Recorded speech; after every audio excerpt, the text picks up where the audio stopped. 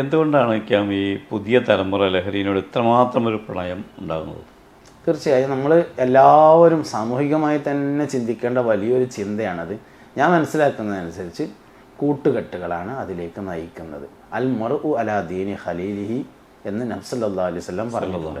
മനുഷ്യൻ അവൻ്റെ കൂട്ടുകാരൻ്റെ മാർഗത്തിൻ്റെ മേൽ ആയിരിക്കും എന്ന് പറഞ്ഞിട്ടുണ്ട്. അപ്പോൾ അതുകൊണ്ട് കൂട്ടുകെട്ടുകളാണ്. ബാക്കി ഒരുപാട് കാരണങ്ങൾ നമ്മൾ പറയാറുണ്ട്. ഫാമിലി പ്രോബ്ലംസ് ആണ് എന്ന് പറയലുണ്ട്, മാനസികമായ ടെൻഷനാണ് എന്ന് പറയാറുണ്ട്. ഇങ്ങനെ പല കാര്യങ്ങൾ പറയാറുണ്ടെങ്കിലും കൂട്ടുകെട്ടാണ് പുതിയ തലമുറയെ ലഹരിയിലേക്ക് കൊണ്ടുപോകുന്നതുള്ള ഒരു യാഥാർത്ഥ്യം.